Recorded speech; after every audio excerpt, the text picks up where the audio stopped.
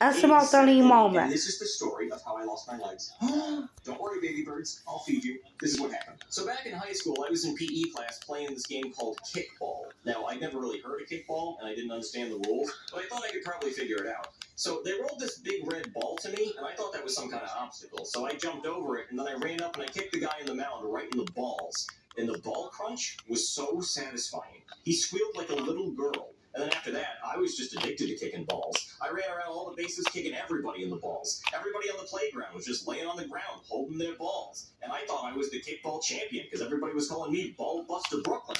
Until the PE teacher ran up and told me to go to the principal's office for kicking people in the balls. So I kicked him in the balls, and then I went to the principal's office, and the principal told me that I was suspended for kicking people in the balls. So I kicked him in the balls too. And then they called the cops, and as you can imagine, I kicked them in the balls, and they were not happy about that at all. So they sent me to jail, they took my mugshot, I kicked the photographer in the balls, and then they sent me to my cell, and I kicked my cellmate in the balls. So then they sent me to the electric chair, and I kicked the executioner in the balls. And then after that, they didn't know what to do. So they called my parents, and my parents came and got me, and my dad said I was grounded for kicking people in the balls, and that might teach me a lesson. So I kicked him in the balls. And then they sent me to a therapist to figure out why I was kicking people in the balls so much. And my therapist said it had something to do with unresolved feelings about my mother, so I kicked him in the balls. And then they sent me to a mental institution, and they put me in a straitjacket. But my legs were still free, so I kept kicking people in the balls. And then they put me in straight pants, so I couldn't kick anybody in the balls. And then my parents and the teachers and the doctors and the cops and Bill Clinton, who was president at the time,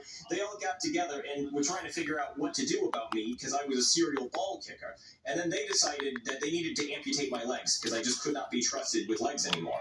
So they amputated my legs, and I haven't kicked anyone in the balls ever since. But if I had my legs back, I'd kick you in the balls, I'd kick you in the balls, I'd somehow surgically give you balls and then kick you in the balls. No ball would go left unkicked. I don't know how you have legs and you're not just kicking balls all day. Because it's wrong.